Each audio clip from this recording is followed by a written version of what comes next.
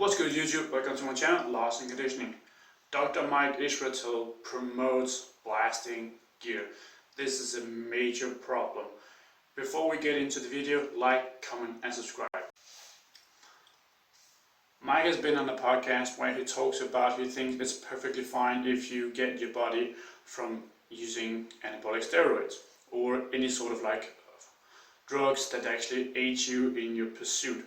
This is something I think is a very big problem. He basically says that the more we can push that side, the better, because then people don't have to work. Drugs like Ozempic, he thinks is a really good thing, because then that can help people lose weight. Of course, losing weight can be good, but with all things, there's a trade-off of something that you do. You may get a plus of something, but then there's a negative effect to it as well. There's pluses and minuses and everything. No matter what choice you make, there is a trade-off. Do you want to take a drug that may help you in your pursuit of looking better, but the trade-off could potentially be losing hair or developing some sort of sickness, anything of that sort? There is a trade-off that you're going to have to make.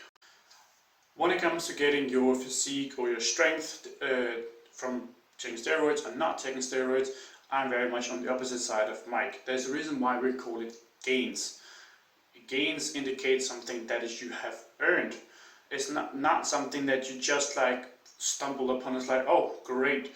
No, it's something you actually work towards. If you have a goal, think about this. If you could snap your fingers and have it right then and there, would you be fulfilled with that? Most probably not, because you skipped the work and the journey to get there and all the lessons that you would have to reach in order to actually get to that goal in the first place. This is why I completely disagree with Mike. We call it gains for that exact reason. It's something that we earn. It isn't just about how you look, how strong you are.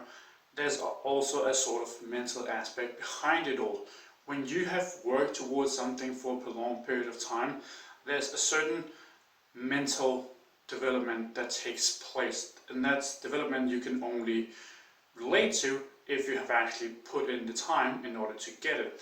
So if you're newer to lifting or newer to whatever goal you may have, you may not be able to relate to what I'm talking about. But there is a sort of different feeling and a different kind of confidence that you will have if you work towards these goals and you actually achieve it on your own, rather than if you could snap your fingers and just reach it right then and there. So this is part of the reason why I disagree. We have a lot of different things that we develop mentally in the pursuit of a goal.